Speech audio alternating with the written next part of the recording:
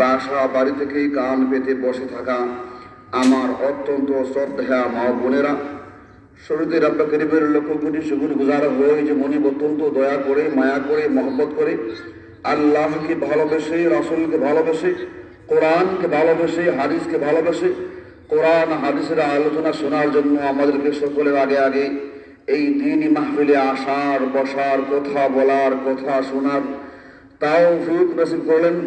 সেই জন্য সেই মুনিবের দরবারে মন প্রাণ উজাড় করে সমস্বরে বলিষ্ঠ গ্রন্থে সুউচ্চ আওয়াজে ইমানদার হিসেবে ঈমানের আওয়াজকে বুলন্দ করে আকাশ বাতাস মুখরিত করে হৃদয়ের সকল আবেগ অনুভূতিকে উজাড় করে দিয়ে আমরা সকলেই জুড়ে শুরু বলি আলহামদুলিল্লাহ।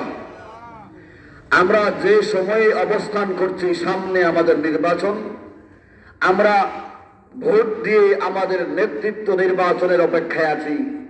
আর আমাদের প্রার্থীরাও নির্বাচিত হওয়ার জন্য সকল প্রস্তুতি সম্পন্ন করে আসেন, ঠিক না ঠিক? আমরা এই মুহূর্তে আমরা কেমন নেতৃত্ব নির্বাচন করব, কাকে আমরা ভোট দেব, কাকে ভোট দিলে আমাদের কল্যাণ হবে, কাকে ভোট দিলে আমাদের অকল্যাণ হবে, এই বিষয়টি নিয়ে আমাদের মধ্যে এখন কিছু ধোঁয়াশা চলছে। কারণ আমরা যখন কোনো নেতার বক্তব্য শুনি, তখন শুনি তিনি একেবারে আমাদের সব কিছু করে দেবেন, এত সুন্দর কথা বলেন, মনে হয় ওনার ছাড়া আর কাউকে দেব না। এরপরে আরেকজন নেতা আসেন, উনি এসে এমন বক্তব্য দেন, ওনার কথা শুনলে মনে হয় ওনার থেকে ভালো মানুষ, ওনার থেকে ভালো বলার কেউ নাই, উনি ছাড়া কাউকে দেব না। এই যে আমাদের ভিতরে এক একটা দুদুল্যমনা কাজ করছে, সিদ্ধান্তহীনতায় আমরা ভুগছি। আমরা যদি কোরআনে কারিমের দিকে একটু তাকাই, তাহলে আমাদের এই দুদুল্যমনা আর কিন কর্তব্য হওয়া লাগে না, বরং আমরা সহজে সিদ্ধান্ত পেয়ে যাই। মানুষ যখন তার নিজের সিদ্ধান্তে কাজ করতে যায়, তখন সে সিদ্ধান্তহীনতায় ভুগবে, কারণ সে গাইডলাইন মানছে না। যার উপরে কেউ আছে গাইডলাইন তাকে দেয়, তার কোনো অপরাধ বোধ বা তার কোনো দায়বোধ থাকে না। সে বলবে আমাকে যিনি বলছে তার কথায় কাজটা করছে। আর নিজের দায়িত্বে কাজ করলে সেখানে সফলতা এবং বিফলতার হিসাব নিকাশ আছে। আমরা যেহেতু মুসলমান, দুনিয়াতে বহু রাষ্ট্রে নির্বাচন হয়, অন্যান্য সকল রাষ্ট্রের নির্বাচনে আর যে কোনো মুসলিম রাষ্ট্রের নির্বাচনের মধ্যে তফাৎ আছে। সেখানে জনগণ অন্যান্য রাষ্ট্রে, অমুসলিম রাষ্ট্রে জনগণ তাদের বিবেক দিয়া যাকে ভালো মনে করে তাকেই ভোট দিয়া দিবে। আর আমরা যেহেতু মুসলমান, আমাদের একটি গাইডলাইন আছে। আমরা মুসলমানদের প্রত্যেকটা কর্মকাণ্ড কোরআনে কারিমের আলোকে হওয়া উচিত। The Quran is a complete constitution of human life. কোরআন হচ্ছে মানব জীবনের সকল সমস্যার সমাধান। Islam is a complete code of life. ইসলাম পূর্ণাঙ্গ জীবন বিধান। ইসলাম যদি আমাদের জীবনের সকল সমস্যার সমাধান দিয়ে থাকে, তাহলে আমাদের জীবনে যদি নেতৃত্ব নির্বাচনের প্রশ্ন আসে, প্রসঙ্গ আসে, তখন আমরা কিভাবে করব, আমাদের নেতৃত্ব কিভাবে নির্বাচিত হবে, এই সমস্যারও তো সমাধান আছে, এই প্রশ্নেরও তো উত্তর আছে, ঠিক না ঠিক? সমস্যা হইল আমরা আমাদের যখনই কোনো সিচুয়েশন আসে, সমস্যা আসে, তখন সমাধানটা আমরা কোরআন থেকে নেওয়ার চেষ্টা করি না। আমরা আমাদের নিজের বিবেক থেকে, নিজের বুদ্ধি থেকে, আমার বন্ধুর পরামর্শ, আমার দলের নির্দেশনা থেকে নেওয়ার চেষ্টা করি। এই জন্য আমরা বারে বারে 53 বছর ধরে হোঁচট খেতেছি। আমরা কাঙ্ক্ষিত মঞ্জিলে মকসুদে বসতে পারতেছি না। আমরা যেই রকম নেতৃত্ব চাই, যেই রকম সুশাসন চাই, যেই রকম সুখ শান্তি সমৃদ্ধি চাই, ওই রকম হয় না। আগে বলে দিই, প্রার্থীরা তাদের নির্বাচনী ইশতেহারে সব কিছু দিবে বলে দিক, কিন্তু নির্বাচিত হওয়ার পরে আর তাকে খুঁজে পাওয়া যায় না, ঠিক না ঠিক? এই কারণে আমরা কোরআনে কারীমের ওই আয়াত থেকে চুজ করেছি যে আয়াতে মুসলিমদের নেতৃত্ব নির্বাচনের মূলনীতি এবং সিস্টেম বলে দিয়েছেন। সেটা কি? আল্লাহ পাক রব্বুল আলামিন কোরআনে কারীমে হযরত ইব্রাহিম আলাইহিস সালামের কাহিনী উল্লেখ করেছেন।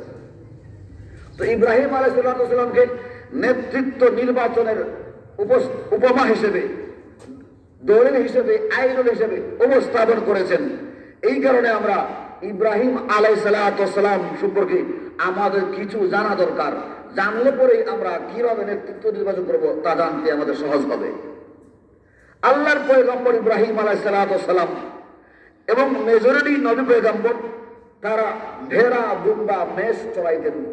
যারা আরবে গেছেন দেখবেন ওই এলাকায় কিন্তু পাহাড়ি অঞ্চল, ওখানে মেষ, দুম্বা ওগুলো চড়ানো তাদের জন্য সাধারণ সহজ বিষয়। আল্লাহর পয়গম্বর ইব্রাহিম আলাইহিস সালাম মেষ চড়াইতেছেন, এমন সময় দেখতে পাইলেন যে তার পাশে দিয়া একজন মানুষ যাচ্ছে আর গুনগুনাইয়া গুনগুনাইয়া কি যেন বলছে। পথিক যখন রাস্তা দিয়ে হাঁটে, একলা একলা হাঁটলে ঠান্ডা যখন লাগে গুনগুনাইয়া সোনা বন্ধুর গান গায়, ঠিক না ঠিক? তো তিনি একটু কান পাতাইলেন যে দেখি উনি যে যায় কি বলে।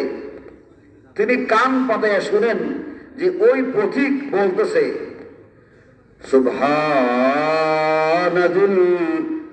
মুলকি ওয়াল মালাকুত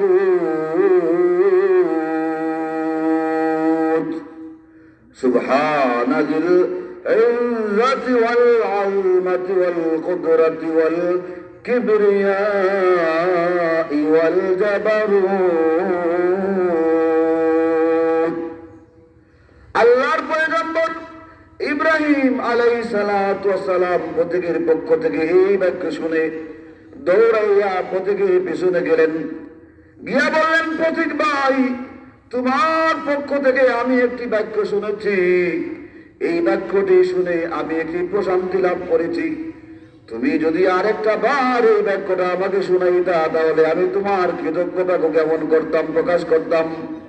পথিক বলে, আমি আমার মনের আনন্দে আমার পক্ষ থেকে যে বাক্য উচ্চারণ করেছি সেটা আমার স্বার্থ ছিল। এইবারে তুমি যে আমার কাছে প্রস্তাব নিয়ে আসছো, আমি যদি এই বাক্যটা আবার উচ্চারণ করি তাহলে তোমার কি স্বার্থ হবে? আল্লাহর পয়গম্বর ইব্রাহিম আলাইহিস সালাম বলেন, হে পথিক ভাই, একটা তৃষ্ণার্ত মানুষ যখন শীতল পানি পায়, ঠান্ডা পানি পায়, ওই ঠান্ডা পানি পান করলে তার তৃষ্ণা যেমন নিবারণ হয়, তুমি যখন এই বাক্যটা পাঠ করেছো ওই বাক্যের মধ্যে আমার মহান রব্বুল আলামিনের এই পরিমাণ প্রশংসা বাণী আছে। আমার মহান রব্বুল আলামিনের প্রশংসা বাণী শোনার সাথে সাথে আমার অন্তরটা শীতল পানি পান করে যেমন শান্ত হইয়া যায়, এই মন শান্ত হইয়া গেছে। এই কারণে আমি আরেকবার তোমার কাছ থেকে এই প্রশংসা বাণী শুনতে চাই।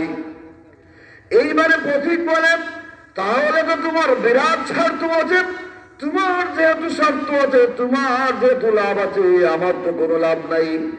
আমি যদি তোমার স্বার্থ রক্ষা করতে হয় তাহলে আমারও স্বার্থ রক্ষা করতে হবে। আমি যদি এই বাক্য শোনাইয়া তোমার মন শীতল করি তাহলে তুমি আমাকে কি দিবে বলতে হবে। আল্লাহর পয়গম্বর হযরত ইব্রাহিম আলাইহিস সালাম বলেন, হে পথিক ভাই, তুমি যদি আমার কাছ থেকে এর বিনিময় নিতে চাও তাহলে আমার যে মেষের পাল আছে আমি ওই পাল থেকে অর্ধেকটা তোমার মালিকানায় দিয়া দিব। এই কথা শুনলাম পথিক আরেকবার ওই বাক্য পাঠ করতেছে, সুবহানাল মুলকি ওয়াল মালাকুত সুবহানাল ইজ্জতি ওয়াল আযমতি ওয়াল কুদরতি ওয়াল কিবরিয়াই ওয়াল জাবারুত। আল্লাহর পয়গম্বর ইব্রাহিম আলাইহিস সালাম যতই শুনতেছেন অতই তার দিলের মধ্যে যেন আকর্ষণ বাড়তেছে। আইদে যিকরানো মানিল্লানা আন্না যিকরাহু হুয়াল মিসকু মা কাররাতাহু ইয়াতাজাওয়াউ। আমি যাকে ভালোবাসি আমি যাকে মহব্বত করি তার নাম যত উচ্চারণ করি ততই অন্তরে সান্ত্বনা আসে, ততই মনের মধ্যে মজা লাগে, স্বাদ লাগে। ঠিক না বেঠিক? লাইলিয়ার